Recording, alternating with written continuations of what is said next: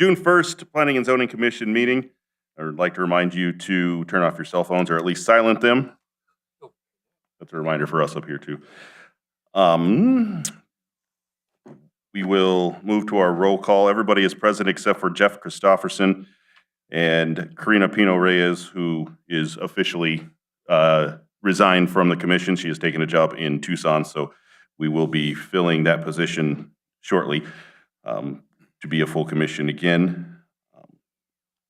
Did we get any call to the public? No, so there was no call to the public on agenda items or non-agenda items.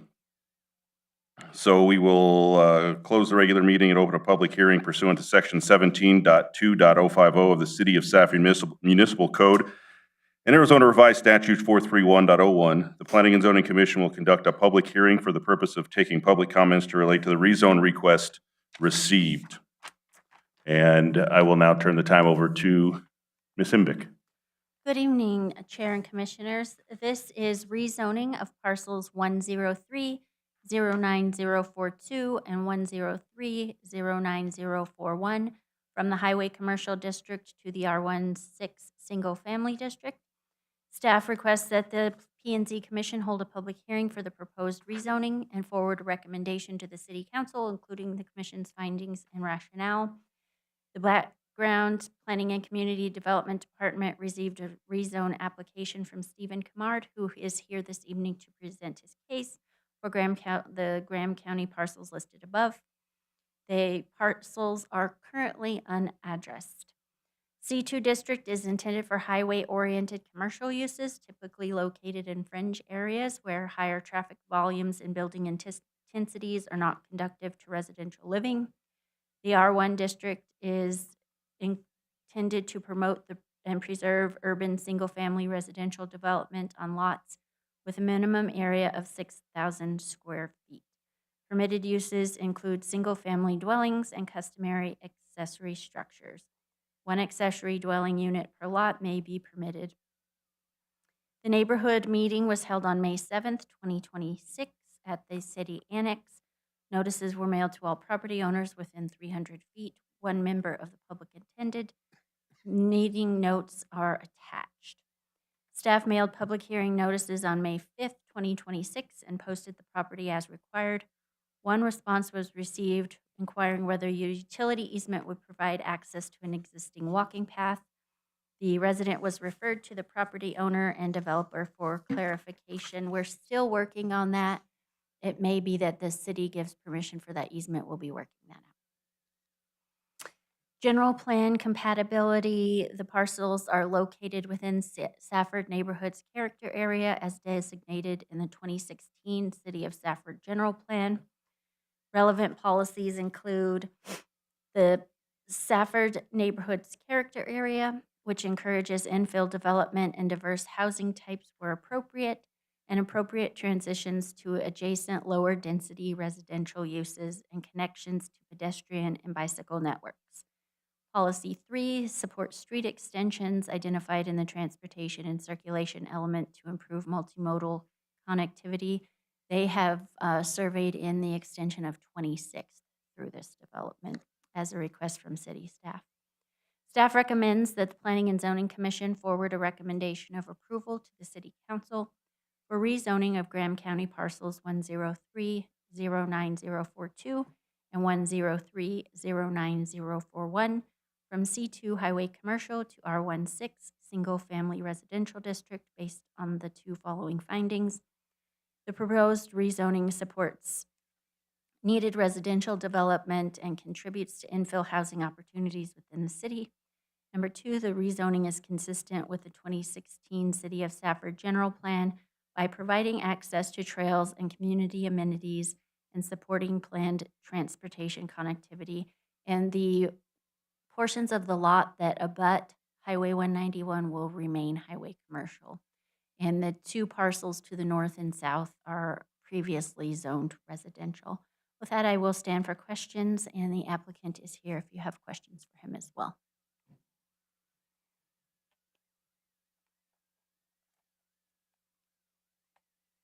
I don't have a question, but I just want to make a comment that one of the parcels that was mentioned has already been approved for a development of phase 1 of this. This would be phase 2. And Mr. Kamart, if you would like to come to the podium and make sure I'm spitting facts.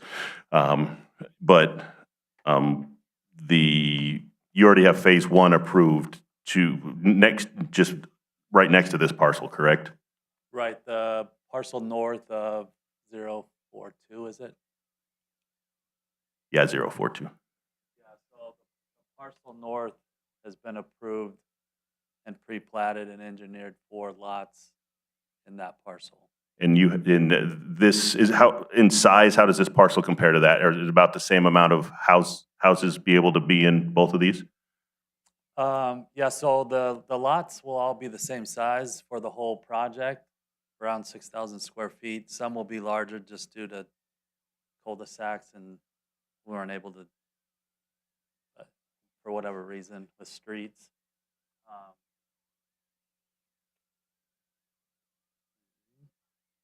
There it is.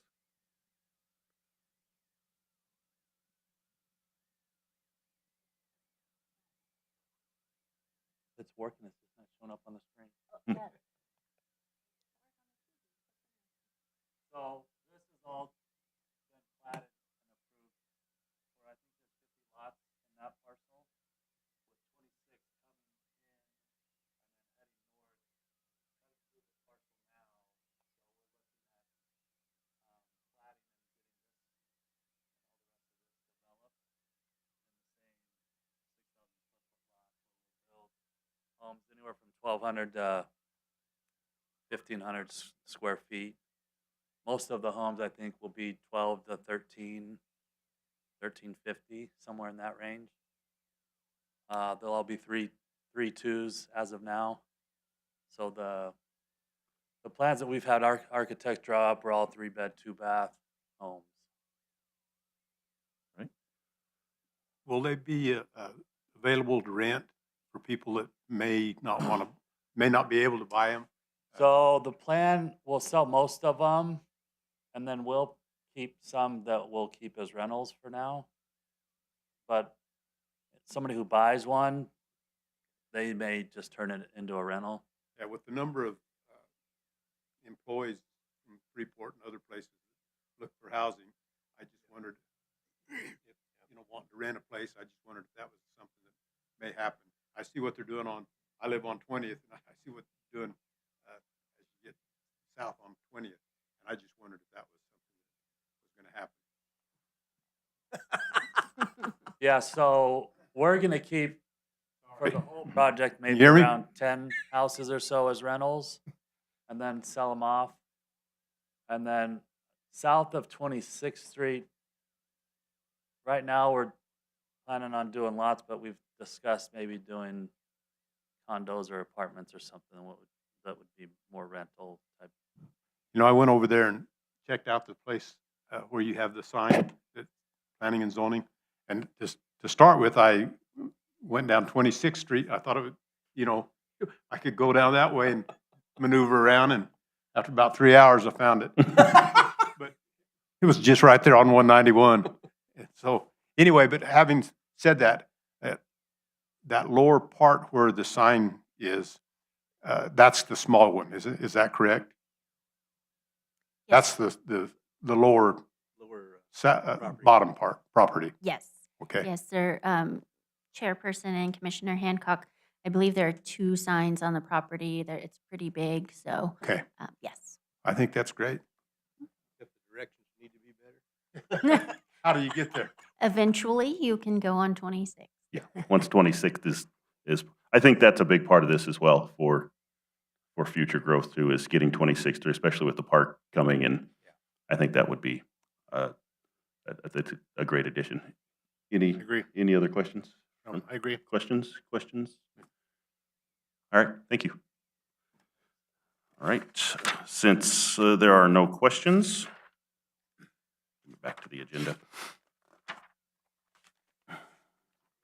Number 2, so that is information and discussion. We'll go to number 2, General Plan Public Hearing, request for the Planning and Zoning Commission to conduct a public hearing and consider recommending approval with changes, or denial to the City Council for adoption of the City of Safford 2026 through 2036 General Plan Update. Yes, Chair Patterson, could you please take a vote on recommendation of the prior item? Action is lower down in the, Oh, we'll get that later. yes, sir. Okay. I'll just follow in the agenda. Yes, sir. So if we'll go to the general plan public hearing. Yes, sir. So we have Garrett back with us from the Planning Center tonight, and he will be presenting a slideshow for you. We have gone through most of all of our process, and we are ready to have the Planning and Zoning Commission recommend this to City Council and for the City Council to approve it by resolution. And then we will start on the public outreach for it to go to the voters in November. And with that, I will hand it over to Garrett for his presentation. Thank you, Director Embeck. Chair Patterson, members of the commission, thank you for having me here tonight. I'm very happy to be at this stage of the general plan process as we go to adopt the plan. This will be a very quick presentation, as you'll see. And so if we could just go on to the next slide here. It's a very short agenda that I have.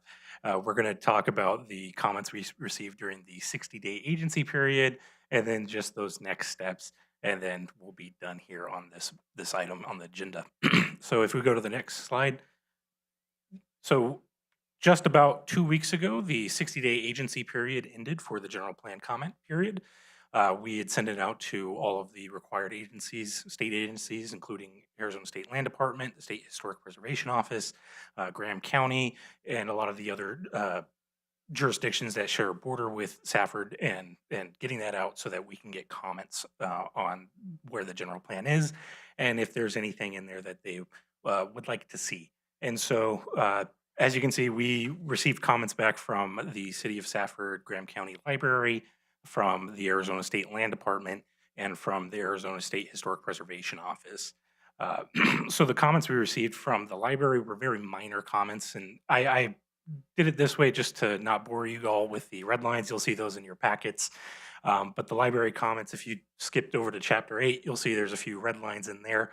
It just is a very minor cleanup of some of the language, some wordsmithing that they would much prefer. And so that was the extent of the comments for the library. As far as state land, those were also some very general comments. For the most part, state land would like to be a little bit more explicit in the general plan that they are a partner. And so we went through some of the action items that they specifically commented on, and we added Arizona State Land Department as a specific partner within those action items. Probably the most important one of those is their comment on the airport and the fact that there is state land surrounding the airport, portions of it. They would very much like to be a part of any sort of future master planning of the airport so that those their land and the airport's land can work cohesively to create a really great economic engine out there. So that was the extent of state lands comments.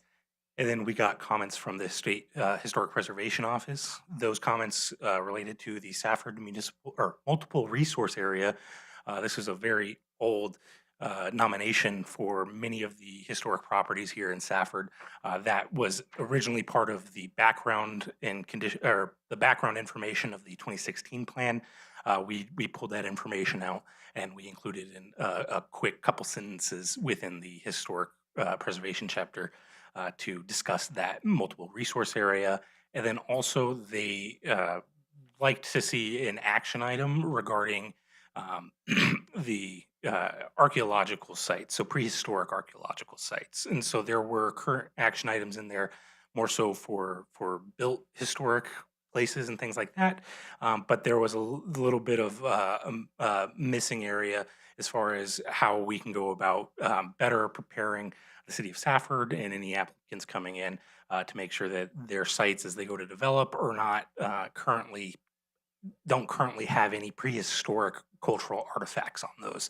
And so those would be things that by state law, you'd you would be notifying SHPO about, and then you would be also working usually through a process with different tribal entities to repatriate any sort of artifacts that are found to their rightful owners. And so we created a new action item. That action item being adopt an ordinance for the protection of prehistoric resources that requires a desktop review to identify known sites, establishes mitigation protocols, and when appropriate, requires an archaeological survey and tribal consultation. And so that was added to the action items within the Chapter 7. And so we can go on to the next slide. That was the extent of the comments we received during the 60-day agency period. And then so we incorporated those into the plan. And now that that has been incorporated, we are currently at the final draft version of the plan. There's not, we can't go back and add more. It would have to go back through another 60-day agency period. And then we're out of time at that point to get it to the ballot. And so right now, what you have before you is a recommendation for the adoption of the plan. And then on June 22nd at 6 p.m., the council will be hearing this same presentation to adopt the plan and have that go to the voters for ratification on Tuesday, November 3rd.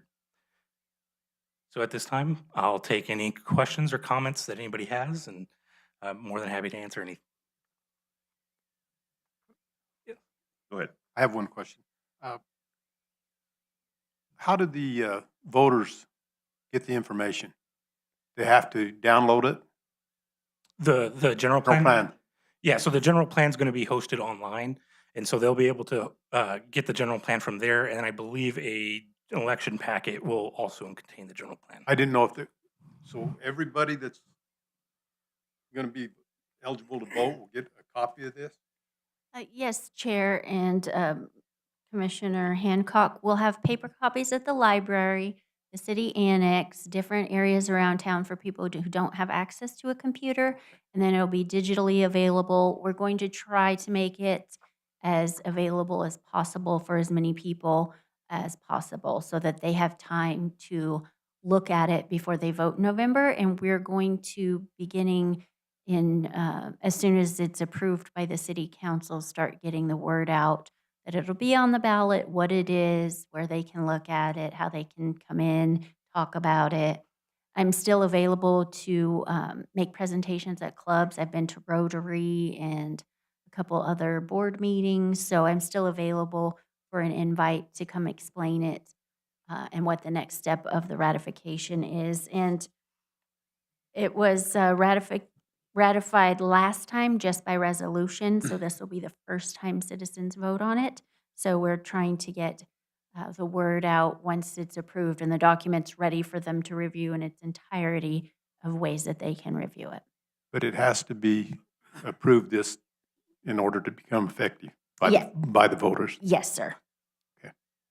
I just have a question for Garrett. So seemed like minimal agency feedback. I mean, was in your history of doing this, where that means they're satisfied with what it says as it sits? Yes, there's minimal comments, and I believe SHPO had also had a review prior to the 60-day, and so we had incorporated some of their comments at that time, and then once they got the 60-day agency review, they provided a few more comments. I believe in total, SHPO's comments, it was 2 pages, but the section that they had comments on was about a paragraph, and it was maybe 2 or 3 sentences. State land, it was 9 comments. Some of them were very boilerplate, and so it very, very quick wrap up, and it seems as though many of the agencies are satisfied where it's at. Any further questions? No, sir. All right. Thank you. Thank you. All right, we will now close the public hearing and convene into our regular meeting. We will need to approve the minutes of January 20th, 2026. So moved. I've got a motion. Do I have a second? Second? We've got a motion and a second. All in favor? Aye. Any opposed? None. All right, we'll go on to number 2, Cotton Crossing rezone request. Staff requests that Planning and Zoning Commission hold a public hearing on a rezone application and provide a recommendation to the City Council along with a statement of Planning and Zoning Commission's reasons for the recommendation. I will entertain a motion if somebody is ready to on the rezone for the Cotton Crossings. Okay. So moved. We have a motion for the approval of the rezone request as written by staff. And a second? Second. Second. Yeah, there's nothing here that we have to read into this motion, you know, so many times they want you to say exactly why it was. But this is good, we just needed a first and a second motion. Yes, Chair and Commissioner, I read the staff recommendation, and the motion was made as staff's recommendation. Okay. Yes. We have a motion and a second. All in favor? Any opposed? None. All right, we'll move on to number 3, the general plan update, recommendation of approval to City Council. Staff respectfully requests the Planning and Zoning Commission review the final draft of the updated general plan and forward a recommendation to the City Council, including the Commission's finding and rationale. I have a comment before we vote. It's gone through staff review, it's gone through agency review, and feels like minimal comments, so I feel like it's on the right track, is my only comment. So I will entertain a motion if we've got one. So moved, and I would say it looks like a lot of work has been put into getting us to this point. It certainly has. So we have a motion as recommended by staff. Do we have a second? Second. We've got a second. All in favor? Aye. Aye. Any opposed? None. So that moves us through that portion of the agenda. Next, number 7 is project updates and announcements. Director Embick, do you have any that you would like to announce? Yes, Mr. Chair, I do. So today was a special meeting, not our normally scheduled third Wednesday. Our regular meeting on June 15th will be held at the Annex because the City Council is having another budget meeting in these chambers. So we'll be at the Annex on June 15th, and the only action item on that agenda will be reviewing the updated building codes. We're going to the 2024 building codes, and we're working with the other jurisdictions in the valley to get on the same code cycle. So that is our regular June 15th meeting. The only difference is it's at the Annex and not here. Council will choose and interview a new commissioner to replace Ms. Karina Pino Reyes. They will interview on July 13th and select on July 27th. We had 2 applicants, correct? Yes, sir, and the city clerk will be sending out letters to those 2 applicants to notify them of that date.